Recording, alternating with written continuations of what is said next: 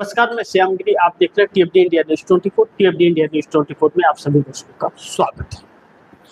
Maharashtra India गठबंधन में टूट उद्धव ठाकरे के 6 सांसद को एकनाथ शिंदे ने तोड़ा। कहीं खुशी तो कहीं गम। बड़ी महत्वपूर्ण है कि महाराष्ट्र में शिवसेना पहले ही टूट चुकी थी एकनाथ शिंदे के रूप में। पार्टी भी छीन चुकी थी शिवसेना पहले ही। उसके नेतृत्व में टूटने के बाद भारतीय जनता पार्टी के साथ मिलकर के एकनाथ शिंदे 2.5 साल मुख्यमंत्री भी रहे और फिर 2 साल लोकसभा चुनाव के भी हो गए, यानी कि 4-4.5 साल का वक्त टूटे हुए हो गया शिवसेना को। फिर उद्धव ठाकरे की शिवसेना, जो दूसरी शिवसेना खड़ी की उद्धव ठाकरे ने, उसे क्यों तोड़ा? बहुत सारे इसमें सवाल हैं जो चर्चा का विषय है और इसे समझना बहुत जरूरी है। कुछ दिन पहले तक अब्दुल सत्तार शिवसेना के, एकनाथ शिंदे के, जो एकनाथ शिंदे के बहुत नजदीकी कहे जाते हैं, उनका बयान आया था कि भारतीय जनता पार्टी हमें खत्म कर देगी, तोड़ना चाहती है, और यह बात हकीकत थी। उन्होंने आधिकारिक बयान दिया था। अब्दुल सत्तार के उस पूरे बयान को मैं आप दर्शकों के सामने रखना चाहूंगा, जो बहुत ही महत्वपूर्ण इस वक्त चर्चा करना उस पर बहुत जरूरी है कि अब्दुल सत्तार ने जिस तरह से बयान दिया था, वह बयान बड़ी चौंकाने वाला था। अब्दुल सत्तार के पूरे बयान को मैं आप दर्शकों के सामने रखूं तो अब्दुल सत्तार शिवसेना एकनाथ शिंदे के नेता हैं। कह रहे हैं अब्दुल सत्तार की हमारी सहयोगी भारतीय जनता पार्टी शिवसेना का सिर कलम करने का काम कर रही है। गुवाहाटी का जिक्र कर रहे हैं, कह रहे हैं कि गुवाहाटी की कामाख्या देवी हमारे बलिदान को जानती है, लेकिन बीजेपी अब उस बलिदान को पूरी तरह से भूल चुकी है। आप दर्शकों को याद है ना, उद्धव ठाकरे को जब तोड़ा गया था एकनाथ शिंदे द्वारा, तो 50 खोखे एकदम ओके का नारा लगा था और वह आसाम से सरकार बनी थी। आसाम गए थे लोग, वहाँ 5 स्टार होटल में एकदम मस्ती कर रहे थे लोग, कामाख्या घूम रहे थे। तो लिख रहे हैं कि गुवाहाटी की कामाख्या देवी हमारे बलिदान को जानती है, लेकिन बीजेपी अब उस बलिदान को पूरी तरह से भूल चुकी है। यानी कि भारतीय जनता पार्टी के कहने पे वह लोग टूटे थे, बलिदान दिए थे, अपने पुरानी पार्टी शिवसेना बाला साहब ठाकरे को तोड़ करके आए थे, सिद्धांतों को छोड़ के आए थे, तो उस बलिदान को भी भूल गई। आगे क्या कर रहे हैं अब्दुल सत्तार? बड़ी ध्यान से अब्दुल सत्तार की बातों को सुनने की जरूरत है। कह रहे हैं बीजेपी हमारी पार्टी को कई गुटों में बांट रही है, कई गुट में बांट रही है। बड़े ध्यान से समझिए, साफ तौर पे कह रहे हैं कि बीजेपी हमारी पार्टी को कई गुटों में बांट रही है और शिवसेना को खत्म करने की साजिश रच रही है। बीजेपी पहले ही हमारे अंग तोड़ चुकी है, अब उनका मकसद हमारे सिर तोड़कर हमें राजनीतिक रूप से समाप्त करना है, यह कह रहे हैं। आगे अब्दुल सत्तार कह रहे हैं कि मेरे नेता जो भी फैसला लेंगे मैं उससे पूरी तरह स्वीकार करूंगा। कारण यह है कि अगर हम बीजेपी के साथ रहते हैं और उसके प्रभुत्व में काम करते हैं तो शिवसेना का अस्तित्व बहुत मुश्किल हो जाएगा, यह अब्दुल सत्तार ने कहा था। अब अब्दुल सत्तार के इस बयान का जिक्र मैंने यह इसलिए किया आप दर्शकों के सामने, क्योंकि एकनाथ शिंदे की शिवसेना तोड़ने की बात चल रही थी भारतीय जनता पार्टी द्वारा, और अचानक उद्धव ठाकरे टूट गए और इस ऑपरेशन को ऑपरेशन टाइगर कहा जा रहा है। ऑपरेशन टाइगर, बाहर गीदड़ और घर में टाइगर। ट्रंप के सामने तो गीदड़ बन गया है हमारे देश की सरकार और देश में टाइगर बन रहा है, तो वह बात अलग है। लेकिन उद्धव ठाकरे के इन सांसदों को तोड़ने की कोशिश अभी से नहीं, कहा जा रहा है कि यह तय हो गया था पहले कि पहले बंगाल जीतना है, फिर बंगाल तोड़ना है, फिर महाराष्ट्र तोड़ना है। ऐसे में हुआ बागी 6 सांसद कौन है, बड़े ध्यान से देखिएगा, 9 सांसद है टोटल उद्धव ठाकरे के पास।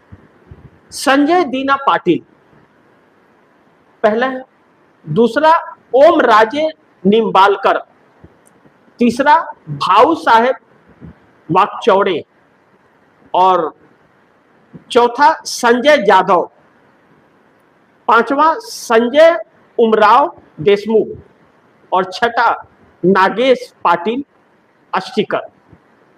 यह 6 है जो स्पीकर ओम बिरला ने मिलने का वक्त दे दिया है, और यह आज मिलेंगे स्पीकर ओम बिरला से। यह कहां जाएंगे? एकनाथ शिंदे में जाएंगे।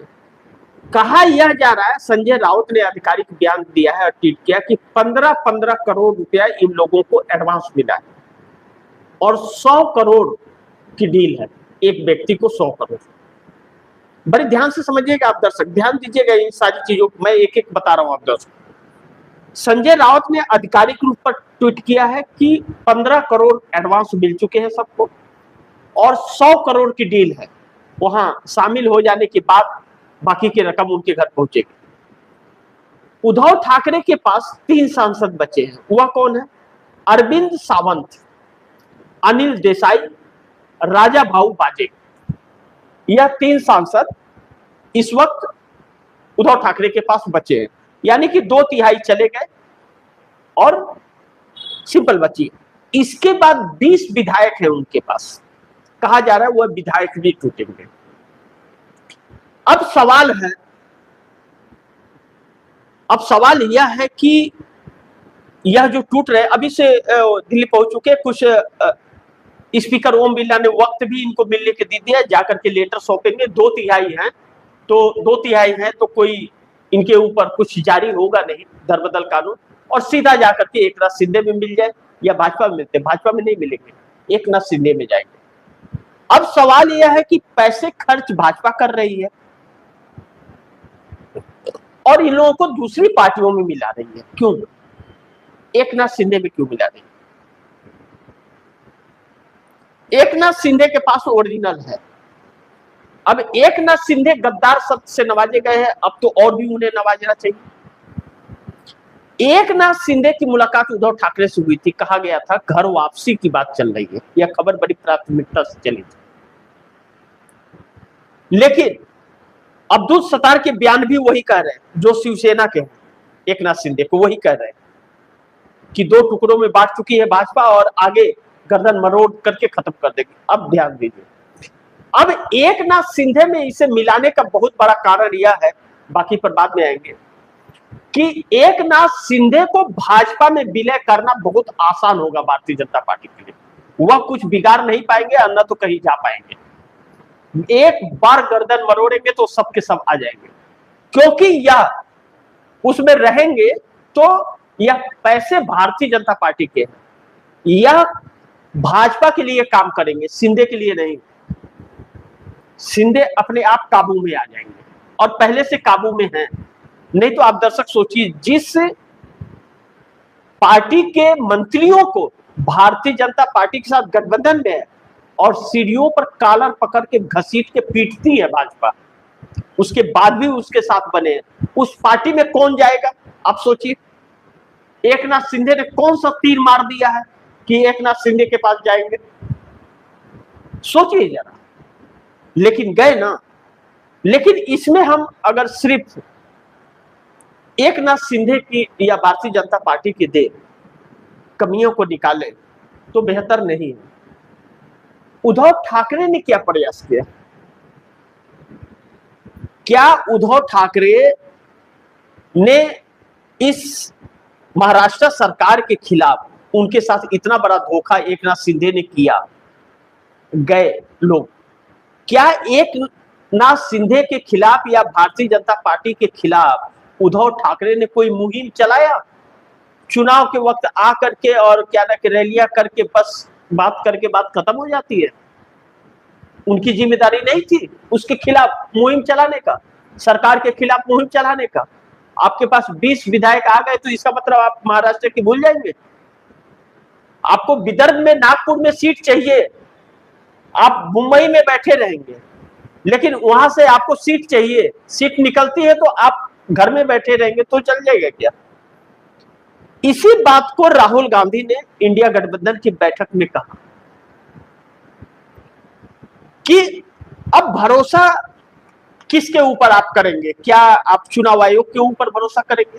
तो ममता बनर्जी के लोग जाते हैं चुनाव आयोग में, कोई जाता है तो चुनाव आयोग कहता है गेट आउट, उसकी बात तक नहीं सुनता, वक्त तक मिलने को नहीं देता।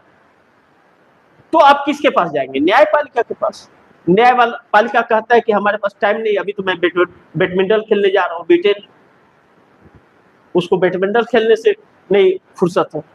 और चुनाव आयोग आपको गेट आउट कहता है, और भारतीय जनता पार्टी तोड़ने से बाज नहीं आ रही है आपको। अब राहुल गांधी ने जो कहा कि भैया आप यह सब भूल जाओ कि आप चुनाव जीत जाओगे, न्यायपालिका से आपको न्याय मिल जाएगा, ऐसा संभव है ही नहीं। आप सड़कों पर आओ, संवाद करो सीधा, और यह आपसी दुश्मनियां छोड़ो। किसने क्या बोला था, किसने क्या बोला है, कुछ नहीं। अगर आपको, आप जानते हो, इस बात का एहसास है कि लोकतंत्र को खत्म किया जा रहा है, आम जनता के अधिकारों को छीना जा रहा है और आपको तोड़ा जा रहा है, और कहीं सुनवाई नहीं है और निष्पक्ष चुनाव नहीं होता है, तो सड़कों पर उतर दो।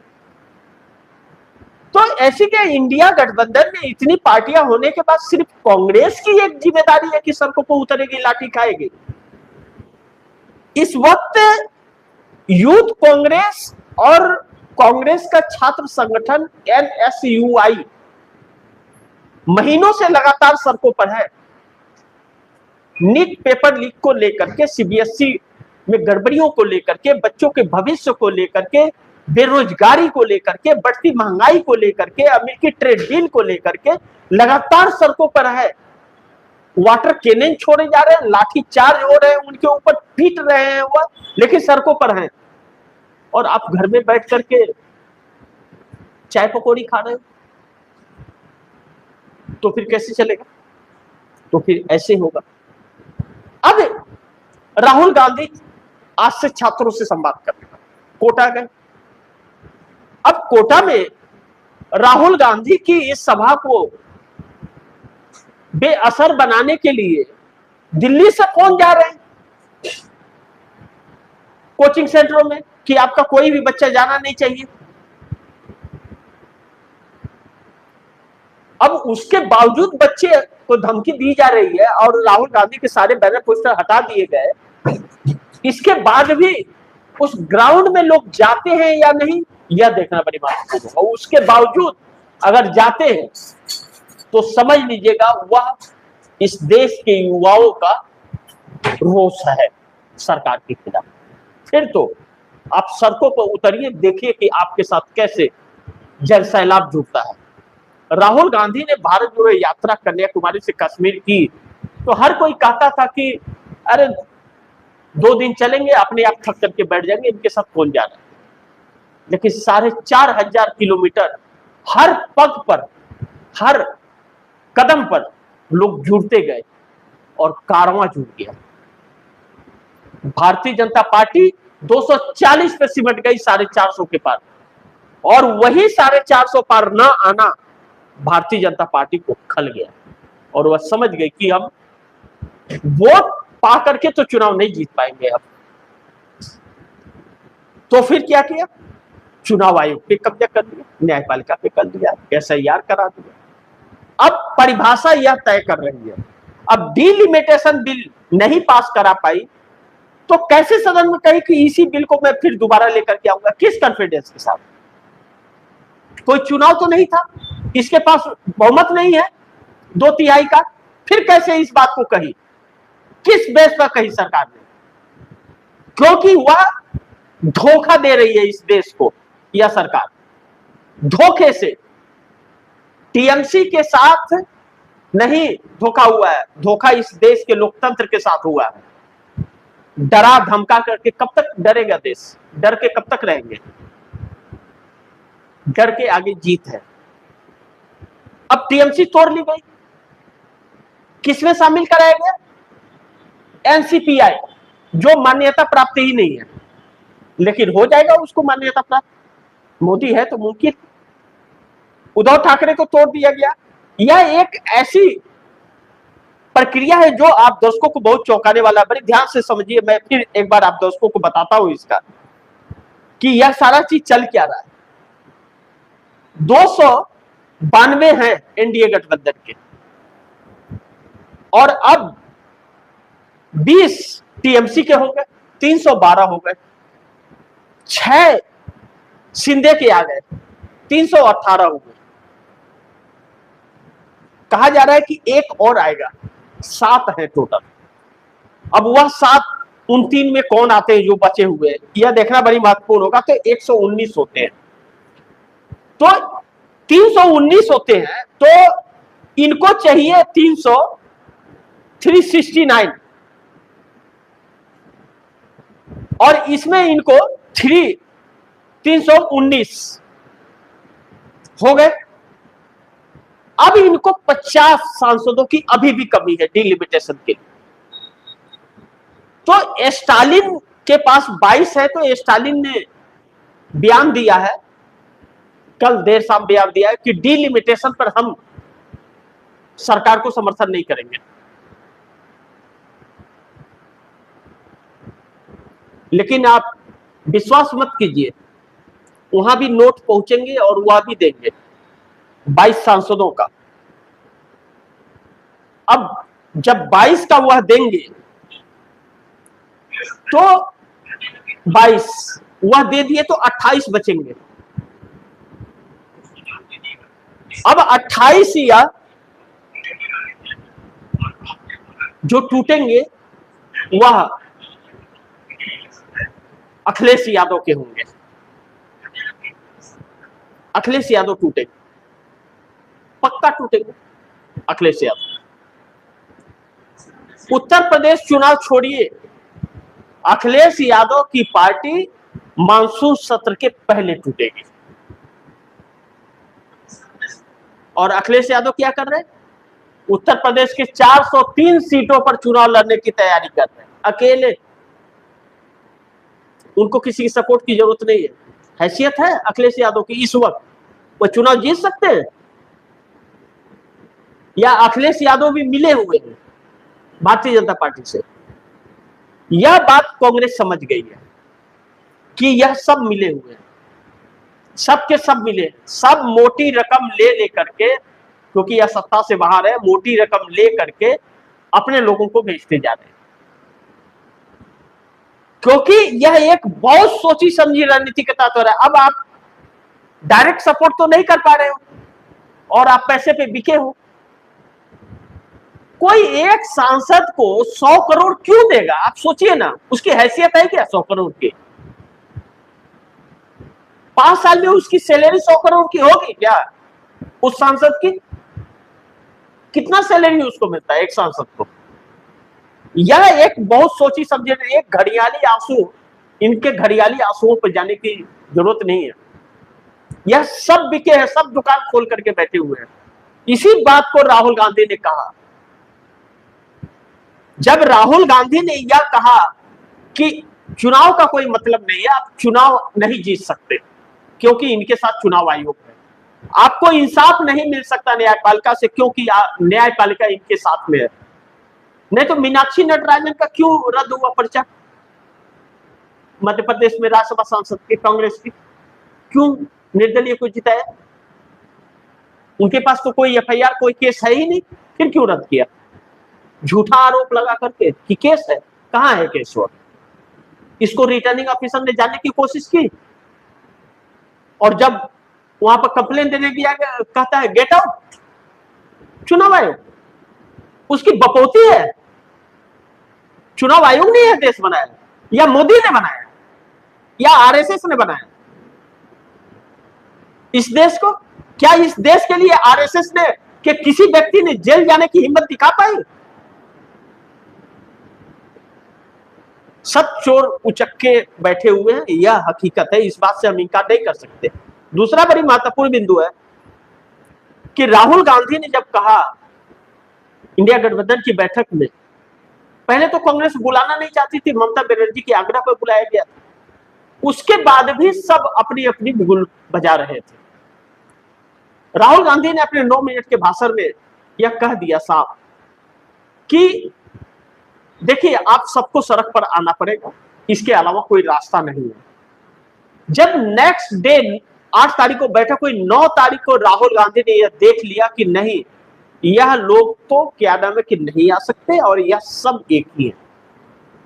तब अचानक इमरजेंसी बैठक सभी अध्यक्षों की कांग्रेस ने बुलाई और राहुल गांधी मल्लिकार्जुन खड़गे ने बैठक की। तब यह शेड्यूल तय किया गया, जो राहुल गांधी ने शेड्यूल तय किया कि छात्रों से आप संवाद करेंगे और उसके बाद हम सड़क पर उतरेंगे। तब 17 जून को आज कोटा में, 10 जुलाई इलाहाबाद उत्तर प्रदेश, 11 जुलाई पटना बिहार और 14 जुलाई दिल्ली में सीधा छात्रों से संवाद। तो यह तो होना ही था। अब उद्धव ठाकरे ने स्वयं भेजा है या वह गए हैं, इसमें एक छोटा सा ट्रू मैं देना चाहूंगा कि काफी समय की बात है, तकरीबन 7-8 महीने की बात है, उद्धव ठाकरे को तोड़ने की बात हो रही थी। यह हो रहा था कि मोदी के लिए संकट हो रहा है, अब उद्धव ठाकरे के आएंगे। तो उद्धव ठाकरे के इन्हीं 7 सांसदों की बात आई थी कि 7 सांसद जा रहे हैं भारतीय जनता पार्टी में। जब उद्धव ठाकरे से बोलना पूछा गया, पत्रकारों ने पूछा, तो उद्धव ठाकरे ने कहा जिसे जाना है जाए, जिसे जाना है वह जाए, जनता हिसाब करेगी, हम तो जनता के बीच जाएंगे। अरे कमाल है भैया, आप चुनाव लड़के जनता को बेवकूफ बना करके कि आपके पार्टी को तोड़ दी गई, इमोशनल ब्लैकमेल करके वोट ले रहे हो, और उसके बाद आप कह रहे हैं कि जाना तो जाए। आपने पार्टी से निकाला क्यों नहीं? क्योंकि यह लोग पैसे ले करके और यह लोग भेज रहे हैं, वह जा नहीं रहे, यह लोग मोटी रकम ले करके और भेज रहे हैं, यह हकीकत है। नहीं तो एकनाथ शिंदे के खिलाफ भी क्यों नहीं इन्होंने किया?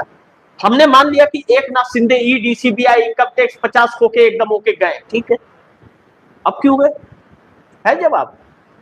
मीडिया में माहौल बनाया जा रहा है, कमियां गिनाई जा रही हैं, सब कुछ है, सब एक सोची समझी रणनीति के तहत। वह मीडिया मोदी के मास्टर स्ट्रोक के अलावा और कुछ नहीं दिखाएगा, यह बात हकीकत है, इससे इनकार हम नहीं कर सकते। तो अब भरोसा किसी पे नहीं। लालू प्रसाद यादव पूरी तरह से कंप्रोमाइज है लैंड फॉर जॉब मामले में। अखिलेश यादव का भी अब कोई ठिकाना नहीं। अखिलेश यादव पूरी तरह से, अखिलेश यादव के लोग जाने वाले हैं 37 में 28 जाएंगे, पक्की बात है। शरद पवार के हैं, उनको दोनों एनसीपी एक करा करके एनडीए गठबंधन में लाएगा, या तो फिर उनको तोड़ दिया जाएगा, कहेंगे हम क्या करें, बुजुर्ग हो गए। तो अब जनता हिसाब करे, ऐसे लोगों को ही नेग्लेक्ट खत्म कर दे। अब भाजपा 50 सालों की व्यवस्था बना रही है, क्योंकि आरएसएस को भी कांग्रेस सरकार ने नोटिस भेज दिया है कि अपनी संस्था का रजिस्ट्रेशन कराओ, वरना हम आपके दफ्तरों में ताला मारेंगे। कर्नाटक के अंदर से कर्नाटक के होम मिनिस्टर ने नोटिस जारी किया। अब मामला इन्हें क्यों चाहिए? इन्हें चाहिए 400 पूरा करना है, तोड़ेंगे या 100% किसी भी कीमत पे तोड़ेंगे, क्योंकि इन्हें अब संविधान भी बदलना है, 1 नेशन 1 इलेक्शन भी कराना है, डिलिमिटेशन भी कराना है, अन्यथा ना आरएसएस बचेगा ना भाजपा, यह समझते हैं। बाकी आप दर्शकों की क्या राय है, क्या सुझाव, कमेंट बॉक्स में जरूर दीजिएगा। इस खबर को ज्यादा से ज्यादा शेयर कीजिए और अपने दोस्तों को भी कहिए आगे शेयर करें। और आपने अगर टीएफडी इंडिया न्यूज 24 को सब्सक्राइब नहीं किया, सब्सक्राइब कर लीजिए, अपने दोस्तों को भी कहिएगा सब्सक्राइब करें। मिलते हैं अगली खबर के साथ, तब तक के लिए नमस्कार।